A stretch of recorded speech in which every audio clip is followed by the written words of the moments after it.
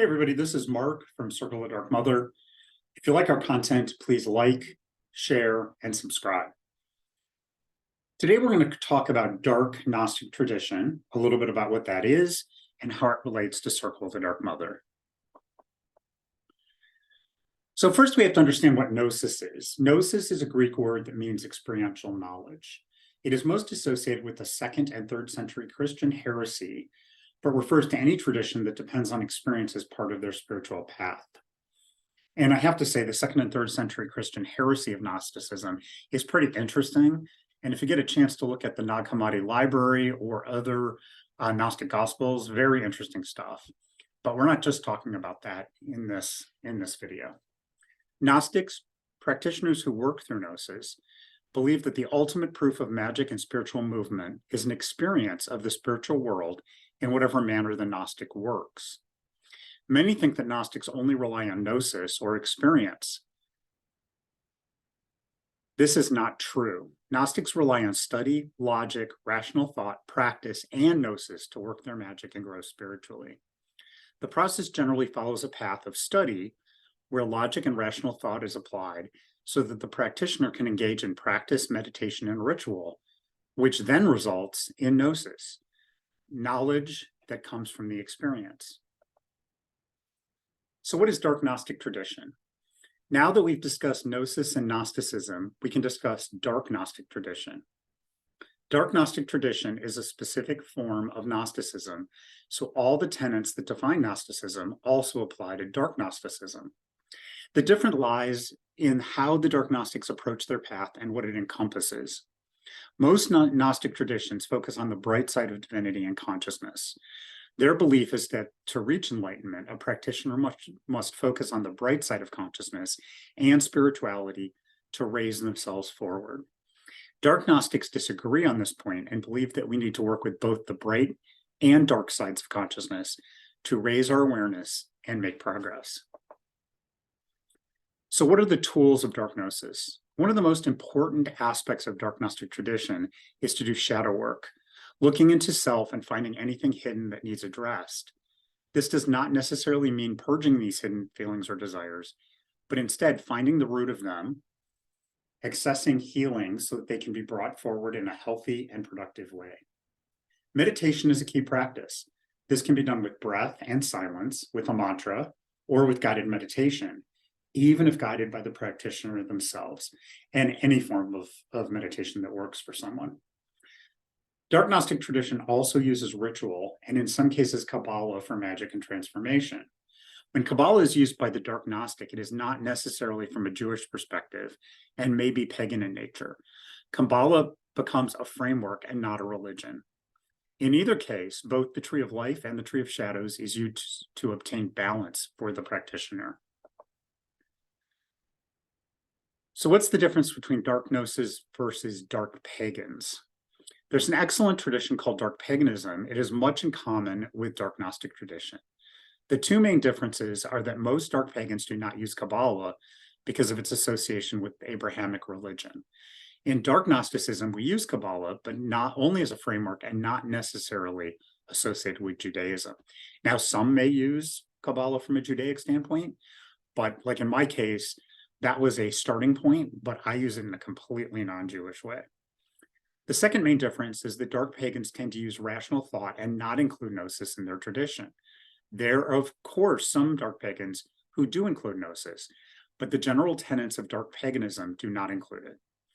And, with all that being said, first of all, Dark Paganism and Dark Gnosticism are very compatible and compatible traditions. They're very close in nature. There's just a few differences. And, when you talk especially about the occult, it's really hard to generalize. So there could be Dark Pagans that use Kabbalah. There can be Dark Pagans that believe in gnosis. But they do tend to stay away from Abrahamic religion. The difference with Dark Gnosis or Dark Gnostic tradition is we always use Gnostic type work. We often use Kabbalah.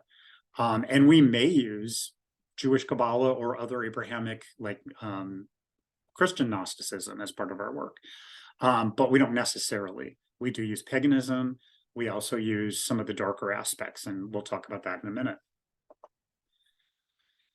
Left-hand path or right-hand path. One of the first questions I'm asked about Dark Gnostic tradition is whether it is left-hand path, LHP, or right-hand path, RHP. The RHP is the bright side of consciousness and deals mostly with bright entities, what is called white magic, and if applicable, angels, if the right-hand path involves angels. The LHP is the dark side of consciousness and deals mostly with dark entities, what is called black magic, and if applicable, demons. It is important not to fall into stereotyping, as RHP and LHP are not inherently good or evil. It is more about polarity.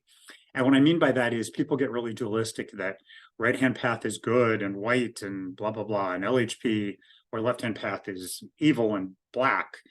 The colors, the left versus the right, it's really a polarity, almost like of a battery. The right-hand path does tend to be more pretty and roses and things like that, and the left-hand path tends to be more dark and scary stuff. Not necessarily scary, but can be. So again, neither of them are good or bad inherently. There are right-hand path practitioners who do some nasty things, and there are left-hand path practitioners that are extremely good people that love others and help others. So you can't stereotype. It's not about whether it's RHP or LHP. You have to look at the person and the tradition. In a RHP path that uses Kabbalah, the Tree of Life is used, while in an LHP path that uses Kabbalah, the Tree of Shadows is used. So they tend to polarize to the Tree of Life, which is bright, and the bright side of consciousness, where LHP tends to use the dark tree, which is more about the dark side of consciousness. Neither of these are bad. And in fact, Dark Gnostic tradition is non-dual. So we use both, what is considered LHP and RHP, and both the bright and dark trees. We feel that embracing both sides is our best way of finding our true selves. We must integrate all of ourselves to find enlightenment. So Circle of the Dark Mother, this group that you're watching our YouTube channel, it's also under me, Mark Williams, because I'm an author and it's my personal account, but it is also the YouTube channel for the Circle. So the Circle of the Dark Mother is a Dark Gnostic tradition. We are Gnostic because we believe in both rational thought and experiential knowledge that sometimes manifest internally and spontaneously. We use meditation, ritual, Kabbalah, and any other practice that works for the individual toward their spiritual path. So not everybody works with Kabbalah. Not everyone uses the same pieces.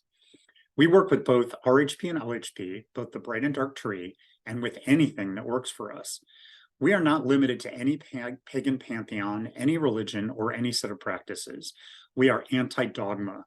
So we have a set of teachings that are conveyed, but never meant to be the way or the truth for any particular individual. They are guideposts and examples to spark movement in our practitioners. For more information, you can watch other videos on this YouTube channel or check our website at circulusmatrum.com. And Circulus Matrum actually means circle mother. Circle of the Dark Mother was a little bit long, so we used that instead.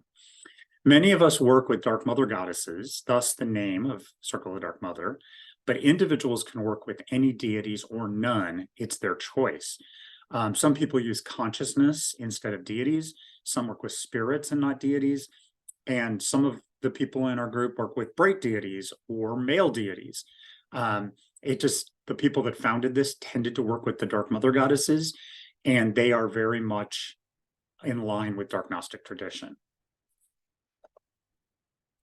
So I want to use Lilith as an example of working with a deity and why I work with her.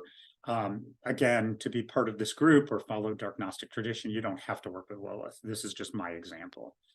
So I personally am a devotee to the Dark Goddess Lilith and have been for over 20 years. She's a great example of a deity that fits our practice well. With this being said, any deity can be worked with in the Dark Gnostic tradition, and non-deists can also work in our tradition using consciousness or spirits in place of entities. Lilith was originally a goddess and demon in Mesopotamia as far back as 4500 BCE and probably older. She was born a goddess from deity parents, but chaotic and unpredictable like a demon. There's a whole class of these beings that are considered both god or goddesses and demons. And that was common in Sumeria and Mesopotamia. Others are like Pazuzu, Lamashtu, and of course Lilith. She was then brought into Judaism when the Jewish people were exiled in Babylon. They heard the stories of these different deities and they brought Lilith into their practice. In Judaism, she's said to be Adam's first wife, a demon, a succubus, partner to many archdemons, the sometimes consort of God Most High when his partner's away, and the perfect partner to the primordial universe of total unity called Adam Kadmon. And all of this is in Midrash, which is Jewish extra biblical texts, which are seen just as valid as the biblical texts, but there's many more of them.